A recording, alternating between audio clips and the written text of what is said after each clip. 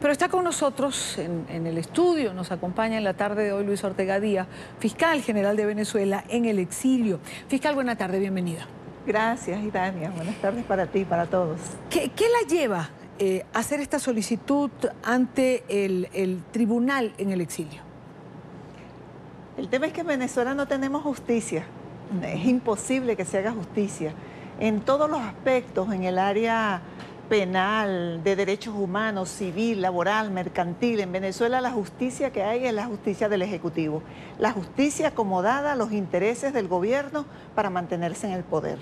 Por esa razón, y como tengo todos los elementos que me permiten accionar al Tribunal Supremo de Justicia, que verdaderamente es el Tribunal Supremo legítimo, solicité ante ellos que declarara que hay elementos para enjuiciar a Maduro, para enjuiciarlo, procesarlo por delitos de corrupción.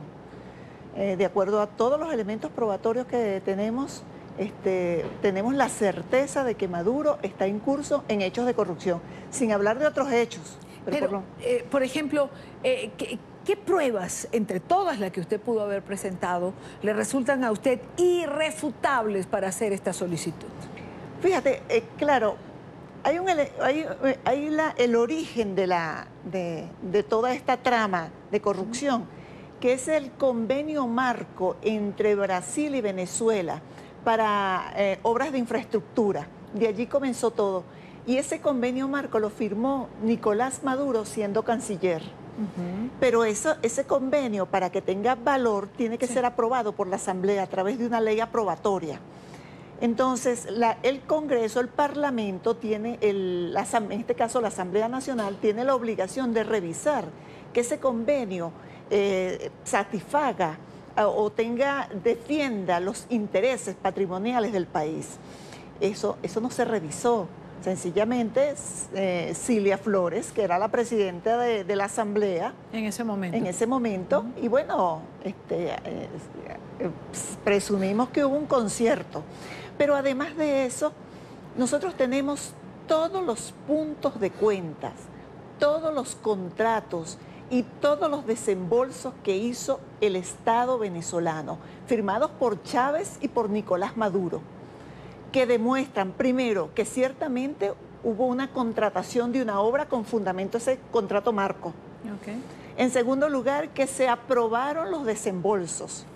Y en tercer lugar, que se pagaron los anticipos y las valuaciones. Pero además, tenemos las experticias, el informe técnico de la inspección que se hizo a la obra. Las obras no existen, se pagaron grandes sumas y no existe la obra, o sea, abandonada desde hace mucho tiempo. Ahora, ¿qué compromete a Maduro en todo esto?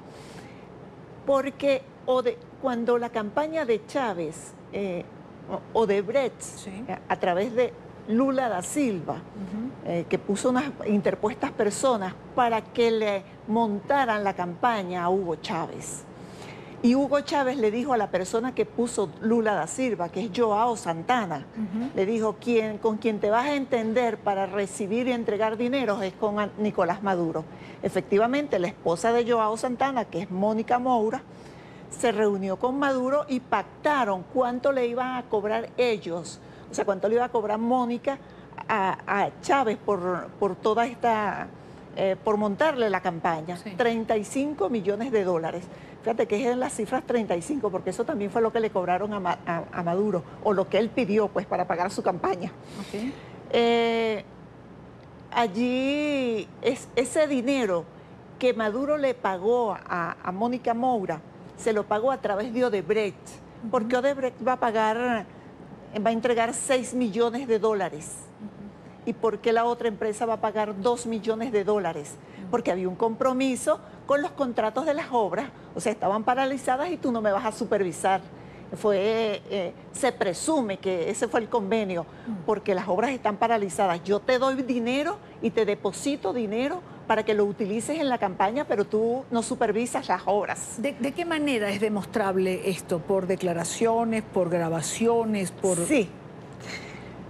Tenemos, en primer lugar, la delación de 3 personas y la declaración de 4 personas, que son contestes en esto que yo te estoy afirmando. Es más, en Brasil fueron condenadas unas personas con fundamento a estos elementos de prueba que yo presenté en el día de hoy. Bueno, en Brasil, O sea que un ya fueron... expresidente como Lula da Silva pudiese ir a la cárcel por todo lo relacionado a Odebrecht. Sí, y tenemos en toda la región varios casos. Claro, claro. Perú, todo, o sea, sí. estamos. Y bueno, lo de Venezuela respecto a los demás países, como lo dije hoy en la audiencia, es escandaloso. Es mucho más grave, mucho más grande, mucho, sí. Bueno, usted lo ha calificado, escandaloso. Pero fíjate que una de las cosas que ya para la campaña de Nicolás Maduro, él se comprometió, le pidió a Usenando Acevedo, que era el presidente de Odebrecht en Venezuela, le dijo, dame 50 millones de bolívares para la campaña, 50 millones de dólares, perdón, bolívares no, de dólares para la campaña. Y él le dijo, no, te voy a dar 35 millones de dólares, y efectivamente se los dio. Y el compromiso de Maduro fue, mira, no voy a supervisar las obras, te voy a sacar inmediatamente los pagos que están pendientes, no vamos a demandar ni vamos a hacer evaluaciones de las obras, que fue lo que ocurrió. Maduro lo juramentaron el 19 de abril y el 4 de mayo, 15 días después, estaba aprobando los puntos de cuenta para el presupuesto, priorizó el pago de unas obras inconclusas, paralizadas y mal hechas frente a los problemas del país. Ahora, fiscal, esto queda en manos del tribunal, hemos oído a los magistrados decirlo, los magistrados estudian las pruebas que usted presentó y tienen la semana que viene que emitir un veredicto para saber si se va a juicio o no. De resultar culpable, escuchábamos a uno de los magistrados decir que, bueno, se emite a la Asamblea Nacional, se puede solicitar una alerta roja de detención. La pregunta que mucha gente se hace y que yo le quiero hacer, ¿qué sentido tiene hacer este tipo de cosas cuando realmente en Venezuela los miembros del Ejecutivo o los que acompañan a Nicolás Maduro van a hacer caso omiso de lo que ocurra? Sí, fíjate lo siguiente, aquí hay un tema, primero que si los estados, los distintos estados que han manifestado que se solidarizan con la situación que vive el pueblo de Venezuela y rechazan lo que está ocurriendo o lo que está haciendo quienes detentan el poder, rechazan la Asamblea Constituyente, están conscientes de la crisis humanitaria, otra de las acciones que deben ejecutar es el reconocimiento a las instituciones que están funcionando afuera, el Tribunal Supremo de Justicia y el Ministerio Público. En consecuencia, si hay ese reconocimiento, la adopción que pueda tomar el Tribunal Supremo de Justicia sería fácilmente se pudiera ejecutar. ¿Le reconoce Colombia cuando permite que en un salón del Congreso Nacional de la República Colombiana se haga esta audiencia que se realizó en la mañana de hoy? Claro, lo que pasa es que una cosa, de verdad que estamos en escenarios distintos. Yo creo que sí. El Estado colombiano ha tenido no solamente un reconocimiento, sino una hospitalidad conmigo, una solidaridad, las autoridades colombianas, lo que yo he reiterado en distintas oportunidades. Okay. Ahora bien, el poder legislativo, en este caso, de acuerdo a unos trámites que hicieron los magistrados, le facilitaron el Salón Boyacá. Pero de alguna manera el Congreso colombiano está reconociendo, claro. O sea, convalida, reconoce, o sea, es decir, no fue en la Plaza Bolívar, no fue en una esquina en la capital de Colombia, fue en un salón del Congreso Nacional. Sí, sí, es un reconocimiento que yo indudablemente agradezco muchísimo y considero trascendental. Porque una de las cosas que resulta noticioso no solamente el acto que se hizo, sino en el lugar donde se hizo. Si todo esto conlleva a que finalmente se emita una alerta roja, una orden de captura contra Nicolás Maduro, ¿es allí donde los países que tanto han criticado al régimen venezolano o que asumen posiciones frente a la crisis humanitaria tienen que decidir qué hacer? Pero fíjate, vámonos dentro primero en Venezuela. Okay. Yo creo que dentro de la Fuerza Armada hay gente honorable. Hay gente que está consciente del problema que está viviendo el país. ¿Por eso hay tantos presos militares últimamente? Sí, lamentablemente hay una persecución en este momento contra los militares, a quienes yo, por supuesto, esos militares honestos, que aman al país, que respetan la Constitución y las leyes, yo le mando mi mensaje de solidaridad. Y no solamente mi mensaje de solidaridad, ellos también pueden, o sea, no constituye un delito si el Tribunal Supremo de Justicia acuerda la privativa de libertad y oficia a la Fuerza Armada, ellos perfectamente pueden ejecutar esa orden porque estarían cumpliendo su deber, estarían cumpliendo con su obligación, estarían honrando los principios constitucionales, el juramento que hicieron cuando asumieron la carrera de las armas. Entonces, cualquier funcionario de la Fuerza Armada pudiera perfectamente ejecutar esa orden de captura. Okay. Y lo que debería recibir de los demás es el apoyo de todas las autoridades, porque en Venezuela, lamentablemente, los altos mandos están al servicio de un partido político y de la tiranía, lamentablemente. Se suele ligar las últimas detenciones de militares que se han hecho, que son muchísimas en el transcurso de las últimas semanas. Se dice que además eran militares afectos a Hugo Chávez Frías, que eran militares cercanos a Hugo Chávez y que simplemente el madurismo estaría armando, digamos, su propio entorno militar.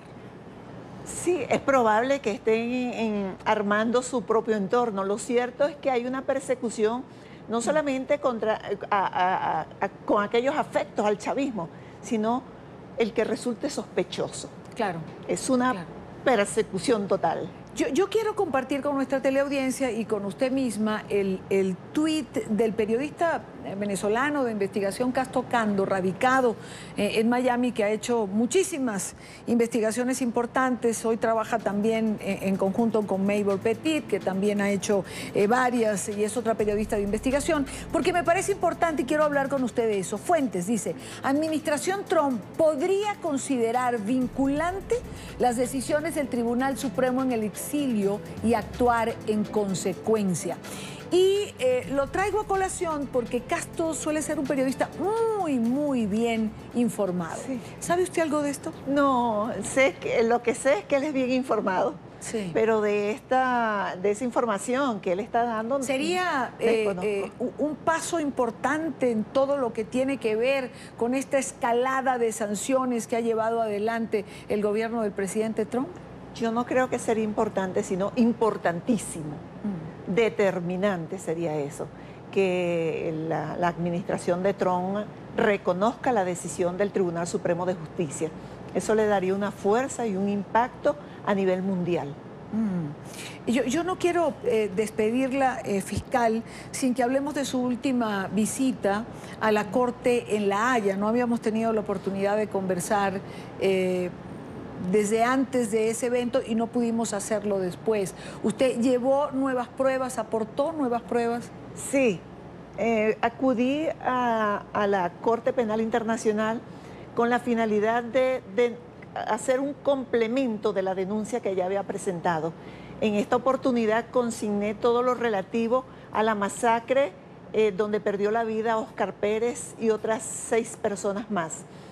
Con ocasión a eso, nosotros consignamos algunos elementos de pruebas que logramos conseguir. Tenemos también algunos testimonios, no los ofrecimos por un tema de seguridad, pero nosotros tenemos esa herramienta allí.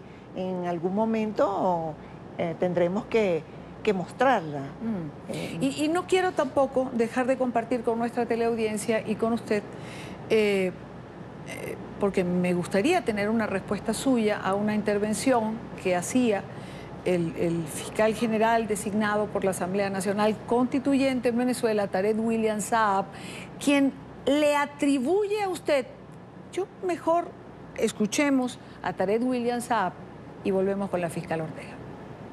Yo debo decir que así como el país comenzó a respirar la paz que debemos mantener a partir del día que se instala la Asamblea Constituyente, se remueve a la exfiscal que voy a decirlo aquí por primera vez. La considero la autora intelectual de cada uno de los muertos y heridos que ocurrió a partir del 1 de abril. En su conciencia pesará cada uno de esos muertos. En su conciencia pesará cada uno de esos heridos. En su conciencia pesará el luto y la tragedia que bañó de sangre este país. Después después de la Asamblea Constituyente, dice el fiscal Tarek William Saab que Venezuela vive un remanso de paz absoluto. Paz de los sepulcros. Pudiera ser la paz de los sepulcros, porque a diario tenemos no sé cuántas manifestaciones por día por diferentes razones, pero ¿cómo es eso, fiscal Ortega, de que usted es la autora intelectual de todos esos muertos que se produjeron en las protestas del año pasado? Sí, de todas maneras, yo quiero recordar solo un caso nada más de eso, que es la muerte del joven estudiante y deportista Pernalete, Juan Pernalete. A Pernalete lo mata un disparo de la Guardia Nacional, un cartucho de una bomba lacrimógena. Y sin que el Ministerio Público ni quienes tenían acceso a la información de la investigación se pronunciaran, la mala versión de Joseph Goebbels, que es Ernesto Villegas y Jorge Rodríguez estaban diciendo que lo había matado una pistola de perno. Yo los llamé y les dije que no siguieran diciendo eso, porque a Pernalete lo había matado la Guardia Nacional y ellos siguieron insistiendo en eso. Y usted ofreció una rueda de prensa, mostró las pruebas. Fue ese... Y escucha lo siguiente, ¿Sí? Tú sabes que cortaron la luz de la sede principal del Ministerio Público cuando se enteraron que yo iba a dar una rueda de prensa, sin saber qué iba a decir en la rueda de prensa. Yo me tuve que ir a la escuela de fiscales a dar la rueda de prensa porque cortaron la luz en toda la zona. Ya me lo habían hecho como 3 veces. Entonces, fue una persecución, y no solamente a mí, sino a la ciudadanía, a los venezolanos, a los jóvenes. Yo no sé si tú recuerdas aquella imagen en La Carlota, donde los militares sacan armas y disparan contra los jóvenes, claro, que resultó uno muerto. Ellos, los militares en ese caso, estaban actuando por instrucciones del ministro de la Defensa. Están obligando, en aquel momento los obligaban, ahora es que yo me entero de eso, que obligaban a los militares de bajo rango a actuar de determinada manera, les daban instrucciones precisas, que atacaran a los manifestantes, que mataran a los manifestantes, que los agredieran, que los persiguieran y los aniquilaran. O sea que los responsables de todo esto, de todas esas acciones, de todas esas muertes, son los altos mandos militares, el ministro del Interior y Justicia, el del CEO, el del ministro de la Defensa, esos son los responsables, el de la Policía Nacional Bolivariana, pero los altos mandos que presionaban a los militares y presionaban a los subalternos para que ejecutaran esas órdenes. ¿Su conciencia está tranquila como respuesta a Tarek William Saab? Absolutamente tranquila, muy tranquila, y tengo un compromiso de lograr la democracia y la libertad de mi país. Estoy comprometida con los venezolanos, los que viven dentro de Venezuela y la diáspora que está dispersa por todo el planeta. Yo estoy comprometida, no hago otra cosa sino trabajar en función de la libertad, la democracia, recuperar los sueños, la esperanza, recuperar la salud, erradicar el odio.